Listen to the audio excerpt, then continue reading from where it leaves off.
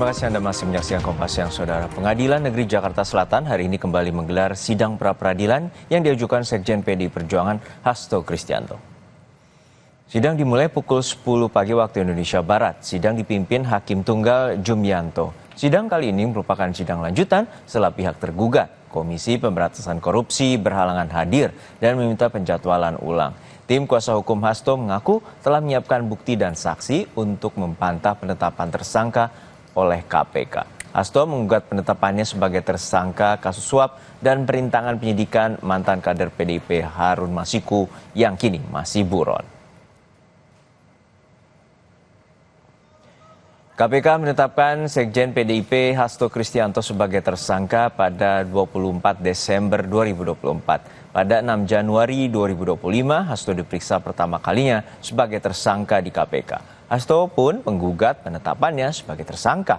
Selain Hasto, kasus buron Harun Masiku kini juga menyeret mantan Komisioner KPU Wahyu Setiawan dan mantan anggota Bawaslu Agustiani Tio.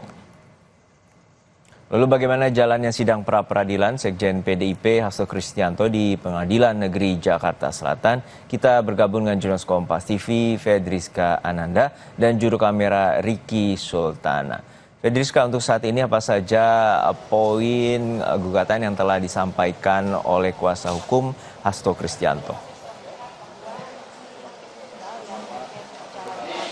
Ya, Juno, sebetulnya ada beberapa poin yang menjadi catatan begitu ya, yang tadi kami juga sempat catat bahwa terkait dengan permohonan pra-peradilan dari pihak Hasto Kristianto yang tadi dibacakan oleh tim penasihat hukum Roni Talapesi, di mana sebetulnya yang tadi disampaikan oleh tim penasihat hukum adalah mereka menilai bahwa kasus penetapan ataupun terkait dengan penetapan Hasto sebagai tersangka atas dugaan suap yang dilakukan oleh Harun Masiku ini syarat dengan politis, karena diketahui bahwa belakangan ini Hasto juga sering begitu ya mengkritik pemerintah era Presiden Joko Widodo, sehingga mereka menilai kejadian-kejadian ini kemudian menjadikan Hasto sebagai tersangka. Kemudian selain itu mereka juga menilai bahwa penetapan Hasto ini dinilai terburu-buru setelah ditetapkannya ataupun dilantiknya ketua ataupun pimpinan KPK yang baru, sehingga mereka menilai bahwa penetapan Hasto sebagai tersangka ini dinilai minim ataupun kurang secara material, sehingga inilah yang kemudian coba dibuktikan oleh tim penasihat hukum Hasto Kristianto melalui sidang pra-peradilan yang saat ini masih berjalan di Pengadilan Negeri Jakarta Selatan.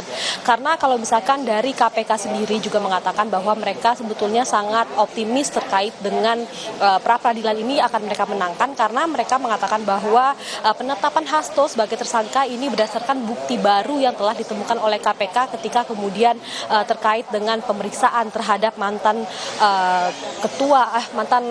anggota KPU begitu ya, dan juga kemudian dari anggota Bawaslu, dan juga kemudian pemeriksaan yang sudah dilakukan oleh KPK pada hari-hari kemarin, sehingga ditetapkannya Hasto Kristianto ini dinilai sudah mencukupi dan juga sudah memenuhi alat bukti minimal 2 begitu ya untuk menetapkan Hasto sebagai tersangka. Adapun upaya pra-peradilan yang kemudian diajukan oleh pihak Hasto Kristianto ini sebetulnya dinilai oleh KPK sebetulnya adalah hak dari pihak termohon begitu ya, dalam hal ini pihak Hasto Kristianto, tanpa sebetulnya mengganggu ataupun proses penyidikan yang saat ini tengah berjalan di KPK. Adapun terkait dengan penahanan juga bagaimana kemudian akan kedepannya berjalannya kasus ini, tentu ini adalah hak prerogatif dari penyidik KPK, sehingga penyidik sendiri nanti akan menilai secara material dan formil apakah Hasto ini sah ditetapkan sebagai tersangka atau tidak, dan juga apakah perlu dilakukan penahanan terhadap Hasto Kristianto. Juno. Baik, terima kasih atas laporan lengkap Anda, jurnalis Kompas TV Fedriska Ananda dari Pengadilan Negeri Jakarta Selatan. Sesaat lagi, Saudara, kerajinan decoupage menjadi salah satu kerajinan yang menjadi atau mulai banyak diminati. Di Kota Malang ada seorang ibu rumah tangga yang menggeluti kerajinan decoupage yang pemasarannya tembus hingga mancanegara.